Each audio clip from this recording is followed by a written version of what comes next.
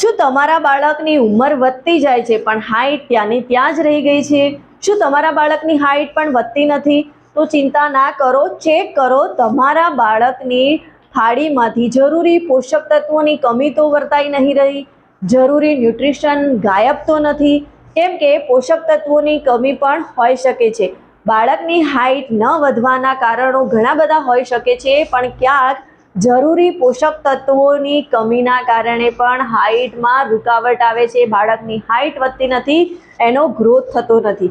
તો ખરેખર આપણે આપણા બાળકોના પોષક તત્વો ઉપર નજર રાખવી ખૂબ જરૂરી છે, કેમ કે આપણે આજે જોઈ રહ્યા છીએ કે ઘણા એવા બાળકો છે કે જેમની હાઈટ બહુ જ ઓછી હોય છે અને એના કારણે એમનો કોન્ફિડન્સ પણ લો થતો જાય છે અને સમય આવે ત્યારે એમને હાઈટ ના વધવાના કારણે ઘણા બધા પ્રોબ્લેમો ઊભા થતા હોય છે. તો બાળકની હાઈટમાં કઈ રીતે વધારો કરી શકાય, એનો ગ્રોથ ફિઝિકલી કઈ રીતે સારો થાય, એના માટે આપણે વિટામિન્સ અને એના પોષક તત્વો એટલે કે એની ખાવાની થાળી ઉપર ફોકસ કરવું ખૂબ જરૂરી છે. હાઈટ વધવા માટે કયા વિટામિન્સ જરૂરી છે? તો વિટામિન ડી. વિટામિન ડી હાડકાને મજબૂત બનાવવાનું કામ કરે છે, સાથે સાથે કેલ્શિયમના અવશોષણ માટે એટલે કે કેલ્શિયમનું શોષણ સારી રીતે કરે છે અને એના કારણે બાળકના હાડકાં મજબૂત બને છે અને એનો ગ્રોથ સારી રીતે થાય છે. એટલે બાળકની થાળીમાં કેલ્શિયમથી ભરપૂર, વિટામિન ડીથી ભરપૂર પોષક તત્વો હોવા જોઈએ, જેમ કે દૂધ, દહીં, છાશ, ઈંડા, માછલી, આવા બધામાંથી એને વિટામિન ડી ભરપૂર માત્રામાં મળશે. સાથે સાથે વિટામિન ડી અને કેલ્શિયમવાળા એવા ઘણા બધા પોષક તત્વો, એવા ખોરાકો છે કે જેમાંથી એ પોષક તત્વો મળતા હોય છે. તો એવા પોષક તત્વો સામેલ કરો કે જેની અંદરથી વિટામિન ડી મળી રહે અને એના કારણે બાળકોના હાડકાં મજબૂત બને અને એનો ગ્રોથ થાય. બીજું વિટામિન છે વિટામિન સી. આ વિટામિન હાડકાની મજબૂતાઈ માટે અને ટિશ્યુના નિર્માણ માટે ખૂબ જ મહત્વપૂર્ણ ભૂમિકા ભજવે છે અને સાથે સાથે હોર્મોનના ડેવલપમેન્ટ માટે પણ ખૂબ જ જરૂરી છે. જે ગ્રોથ હોર્મોન હોય છે એ ગ્રોથ હોર્મોનમાં વધારો કરવા માટે વિટામિન સી ખૂબ જ ફાયદાકારક છે. એટલે બાળકને વિટામિન સીથી ભરપૂર પોષક તત્વો આપવા જરૂરી છે અને વિટામિન સી રીચ ફૂડ જેમ કે સંતરા, લીંબુ, આમળા, દહીં અને સાથે સાથે ટામેટું એવા ઘણા બધા ફૂડ છે કે જેમાં વિટામિન સી ભરપૂર માત્રામાં છે. તો આવા બધા વિટામિન સી બાળકની થાળીમાં સામેલ કરવા જોઈએ. અને એ સાથે સાથે જ વિટામિન કે. વિટામિન કે બાળકોના હાડકાની મજબૂતાઈ માટે એટલે કે બોન્સ ડેન્સિટી માટે ખૂબ જ જરૂરી છે અને વિટામિન કેની કમીના કારણે એનો ગ્રોથ અટકી જાય છે. એટલે વિટામિન કેથી ભરપૂર પોષક તત્વોવાળા ફૂડ પણ બાળકની થાળીમાં સામેલ કરવા જોઈએ. વિટામિન કેની પૂર્તતા માટે ગ્રીન વેજીટેબલ્સ અને સાથે સાથે પાલક, બ્રોકલી અને ગોબીજ આ બધાને સામેલ કરવા જોઈએ, જેથી એને ભરપૂર માત્રામાં વિટામિન કે મળી રહે.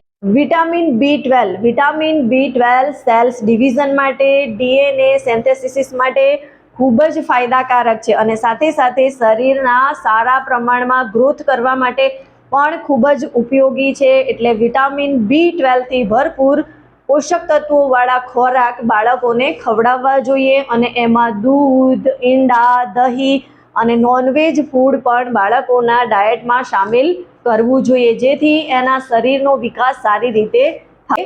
વિટામિન એ બાળકોના શરીરના સેલ્સ ડેવલપમેન્ટ માટે ખૂબ જ મહત્વપૂર્ણ ભૂમિકા ભજવે છે અને સાથે સાથે હાડકાની લંબાઈ વધારવા માટે અને ઇમ્યુનિટીને સ્ટ્રોંગ કરવા માટે પણ વિટામિન એ ખૂબ જ જરૂરી છે. અને વિટામિન એ ભરપૂર માત્રામાં મળી રહે તેના માટે તેની થાળીમાં ગ્રીન વેજીટેબલની સાથે સાથે પપૈયું, ગાજર અને બીજા એવા ઘણા બધા દહીં, દૂધ, અંડા આવા બધા ફળોને સામેલ કરવા જોઈએ, જેથી એને વિટામિન એ પ્રોપર માત્રામાં મળી રહે. તો બાળકોની હાઈટ વધારવા માટે આ બધા જ વિટામિન બહુ જ મહત્વપૂર્ણ ભૂમિકા ભજવે છે અને એની સાથે સાથે એઝ અ પેરેન્ટ્સ આપણે ઘણી બધી એવી બાબતો છે જેનું ધ્યાન રાખવું ખૂબ જરૂરી છે.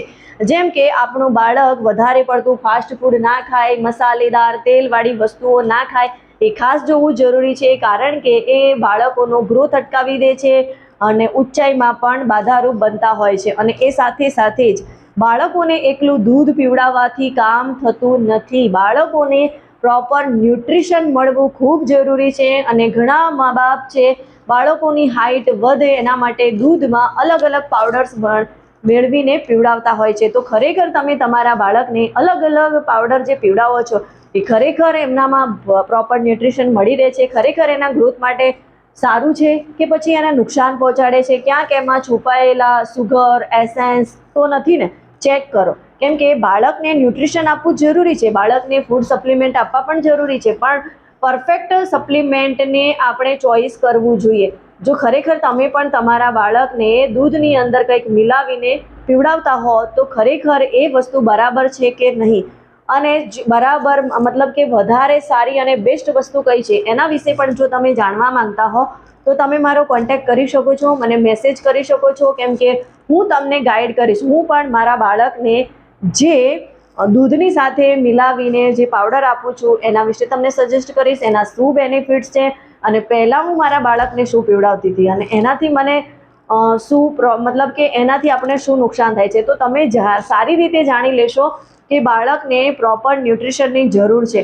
અને આપણા બાળકો અને અત્યારના બાળકો પ્રોપર પ્રમાણમાં ખોરાક લેતા નથી, એમને ઘણી શાકભાજી ઘણા ફ્રૂટ્સ ભાવતા નથી. તો એ બધા વિટામિન્સની પૂર્તતા માટે ફૂડ સપ્લિમેન્ટ એડ કરવા ખૂબ જ જરૂરી છે. કેમ કે આજે આપણે જોઈ રહ્યા છીએ કે મોટાભાગના બાળકોને હાઇટના ઇસ્યુ હોય છે અથવા તો અચાનક વજન વધી જાય છે, એમનું બ્રેન એક્ટિવિટી સારી નથી હોતી, એટલે કે ફિઝિકલ અને મેન્ટલી હેલ્થ પણ સારી નથી હોતી. તો ફિઝિકલી મેન્ટલી અને ઇમ્યુનિટી જો એમની સારી બનાવવી હોય તો આપણે એને પરફેક્ટ હેલ્થ પ્રોવાઈડ કરે એવા ફૂડ સપ્લિમેન્ટ આપવા ખૂબ જરૂરી છે.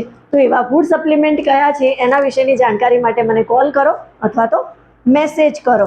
અને સાથે સાથે બાળકની હાઇટ વધારવા માટે, એને ફિઝિકલ એક્ટિવ રાખવા માટે, મેન્ટલી એ સ્ટ્રોંગ થાય અને એનો સારો ગ્રોથ થાય એના માટે એને આઉટડોર ગેમ માટે લઈ જાઓ, એને તડકાની અંદર ફેરવો. કેમ કે વિટામિન ડી એને થોડીવાર તડકામાં રમવા દેવાથી રાખવાથી એના અંદર એનો સ્ત્રોત વધશે, એટલે એના હાડકાં પણ મજબૂત બનશે. વિડીયો ગમ્યો હોય તો એને લાઈક જરૂરથી કરો અને વધારેમાં વધારે લોકો સુધી શેર કરો અને અમારી ચેનલને જરૂરથી સબસ્ક્રાઈબ કરો જેથી તમને આવા હેલ્ધી વિડીયો મળતા રહે.